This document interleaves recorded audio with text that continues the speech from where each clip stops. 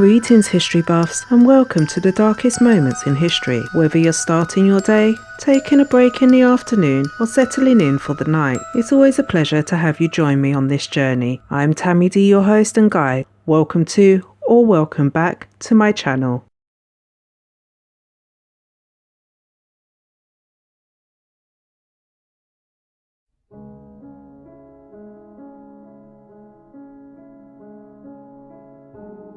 The Iroquois Theatre opened its doors on November 23rd, 1903, in the heart of downtown Chicago.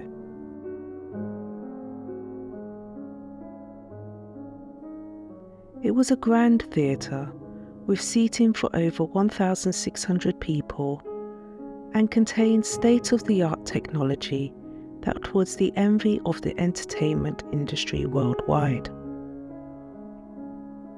The owners had spared no expense in creating a luxurious space that would cater to Chicago's growing middle class.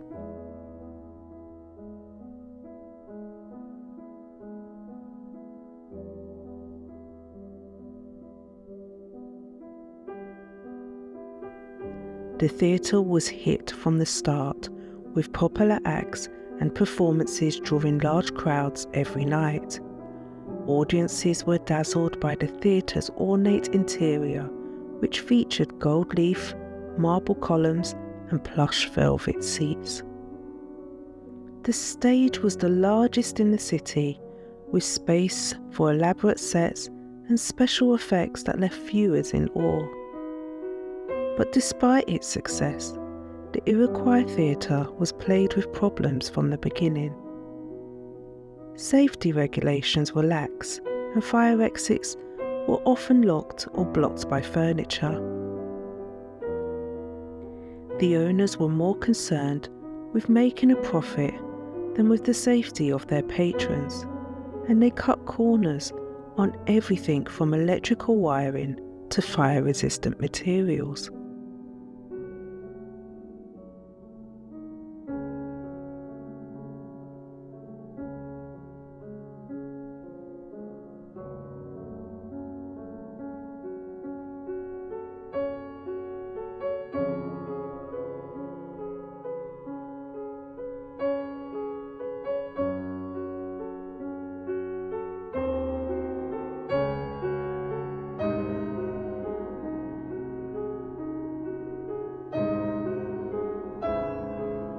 It was a cold December evening in 1903, and the Iroquois Theatre in Chicago was preparing for its matinee performance of Mr. Bluebeard. The theatre was considered one of the grandest in the city,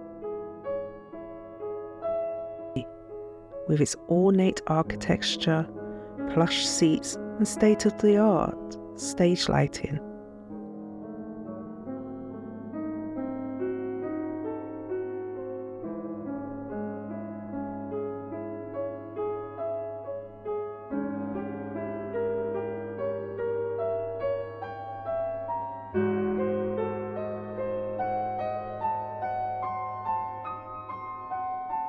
The cast and crew were eager to put on a great show for the packed house.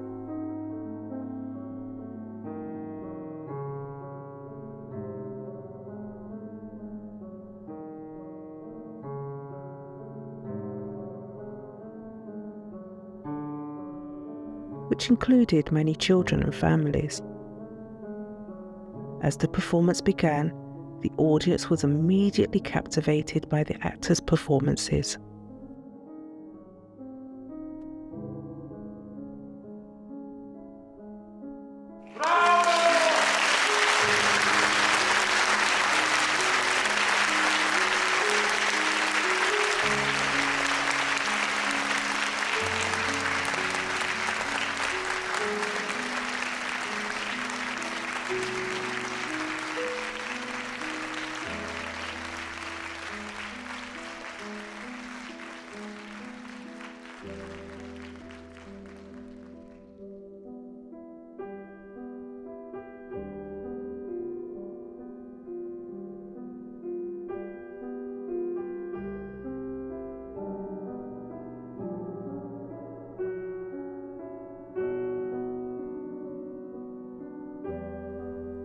However, their focus was soon interrupted when a spark from one of the stage lights ignited a curtain. At first, the audience thought it was just part of the show, but the fire quickly spread, engulfing the entire stage. Panic set in as the audience realized what was happening. They rushed to the exits only to find that many of them had been locked or blocked by debris. The few exits that were open quickly became overcrowded, making it difficult for people to escape. The situation was made worse by the fact that many of the fire exits led to locked doors, or dead-end corridors. Backstage, the cast and crew also struggled to escape the flames. Many were trapped behind locked doors and were unable to escape through the few exits that were open.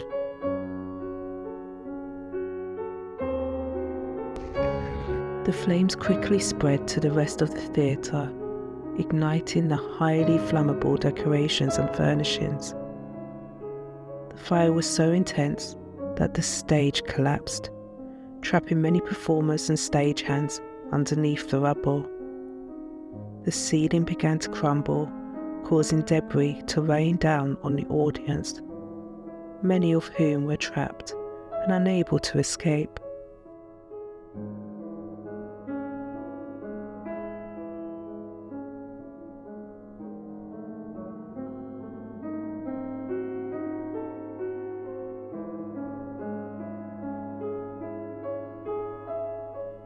Outside, the fire department and police officers rushed to the scene to try and rescue the people trapped inside.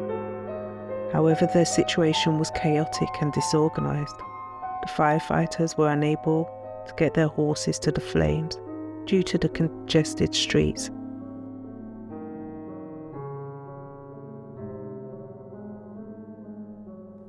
Many people were left to fend for themselves and try to escape on their own.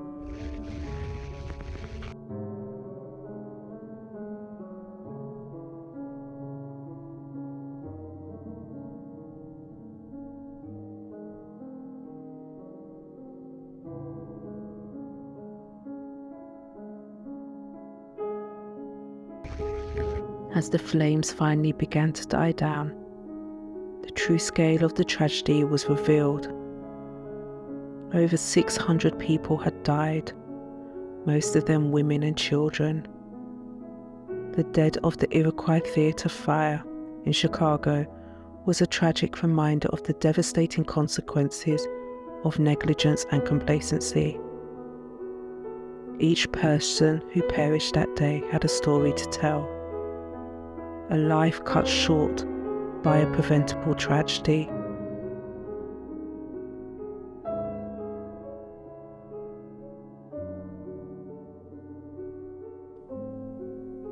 One of the victims was Margaret, a young actress who had dreamed of performing on stage since she was a little girl. She had finally gotten her big break in Mr. Bluebeard and was excited to show the world her talent. Margaret was on stage when the fire started and tried to escape through a nearby door, but it was locked. She was later found huddled with other actors, their bodies burned beyond recognition. Another victim was William, a stagehand, who had worked at the theatre for some time. He had seen the owners cut corners on safety measures repeatedly, but had never imagined that it would lead to such a catastrophic event. William was trying to help others escape when he was caught in the crush of the panicked crowd. He was trampled and crushed, his body barely recognizable in the aftermath. Mary, a mother of two, had taken her children to see the show as a special treat. She had no idea it would be the last day of her life. Mary was trapped on the balcony level when the fire started and was unable to escape through the locked doors. Her children survived, but were left without a mother to raise them.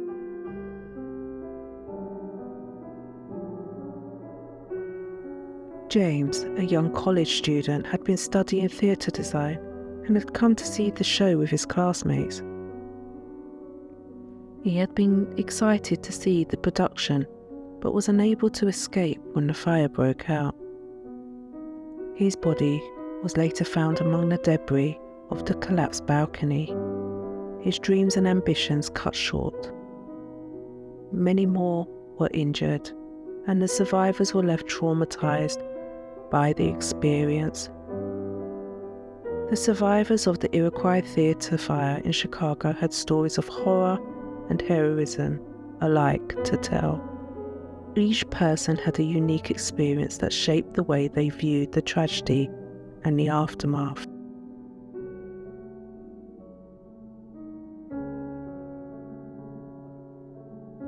One survivor was Sarah, a young mother who had taken her 2 children to see the matinee performance of Mr. Bluebeard. As the fire began to spread, Sarah quickly realized that they were trapped. She searched for an exit, but found that every door was locked in desperation. She broke a window and threw her children out to safety. She then climbed out herself, suffering burns and bruises in the process. Sarah never forgot the terror of that day and spent the rest of her life advocating for better safety measures in public spaces.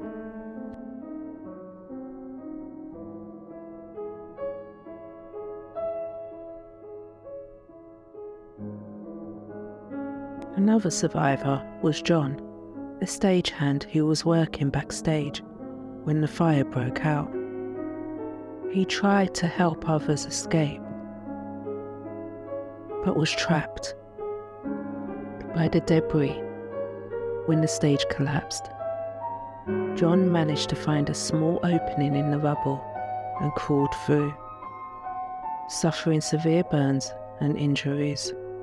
He later testified at the trial, recounting his experience and urging the court to hold the theatre owners responsible for their negligence. Mary, a teenage actor, was on stage when the fire broke out. She recalled how they had to fight their way through the panicked crowd to escape. Tom's quick thinking helped his friends find a way out, and they all managed to escape without injury. Tom and his friends later joined the fire department and became a fierce advocate for the fire safety, determined to prevent a tragedy like the Iroquois fire from ever happening again. Each survivor had a unique story to tell, but they all shared a common experience of trauma and loss. They had witnessed the horrors of the fire firsthand and had seen the worst of human nature in the chaos that followed. However, they also saw the best of humanity in the heroism and selfishness of those who risked their lives to help others. The survivors of the Iroquois theatre fire would never forget what they had experienced. The aftermath of the fire was just as devastating as the event itself. Families were left without their loved ones, and the city was in shock.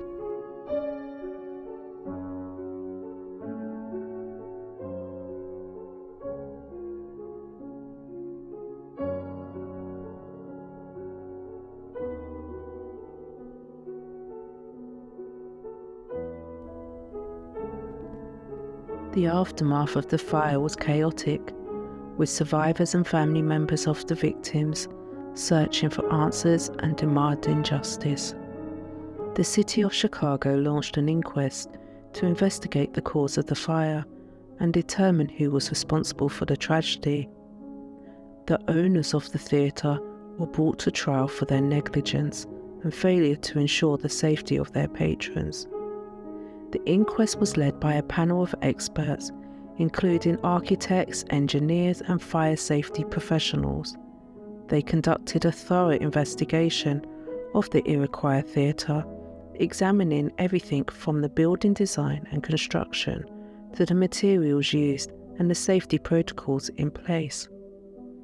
The evidence presented during the inquest revealed several disturbing facts about the Iroquois Theatre.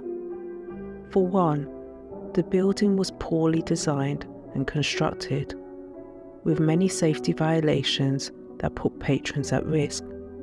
The theatre's exits were insufficient and not clearly marked, making it difficult for people to escape in the event of an emergency. Additionally, the Iroquois Theatre was not properly equipped with fire safety equipment, such as sprinklers and fire alarms. This lack of preparation meant that when the fire broke out, there was little anyone could do to stop it from spreading quickly.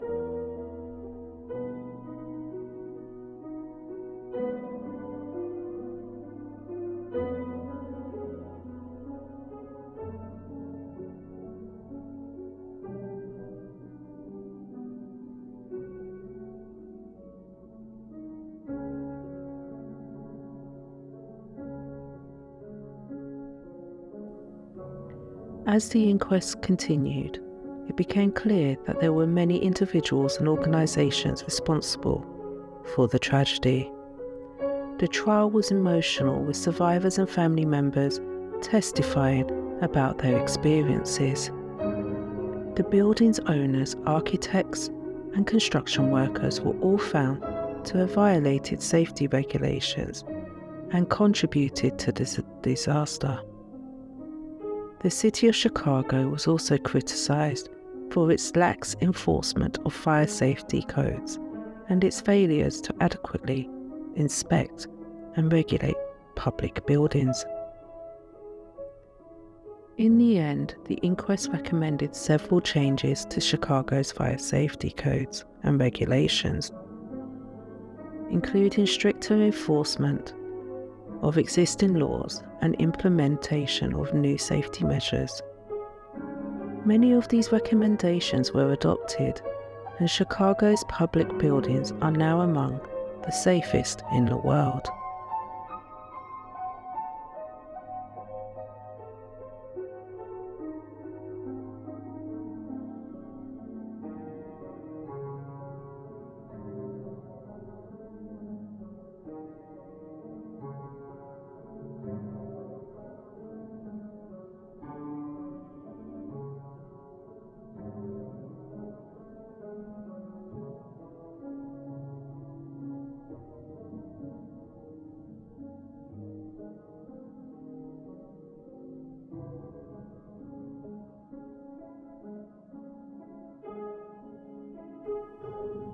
Despite the changes that were made, the tragedy at the Iroquois Theatre remains a dark chapter in Chicago's history. The tragedy had a lasting impact on the city of Chicago. It prompted a complete overhaul of building codes and safety regulations, making sure that similar incidences could not happen again. The inquest served as a reminder of the importance of fire safety and the devastating consequences that can result from neglecting it. The Iroquois Theatre fire became a landmark event in American history and served as a cautionary tale about the importance of safety in public spaces.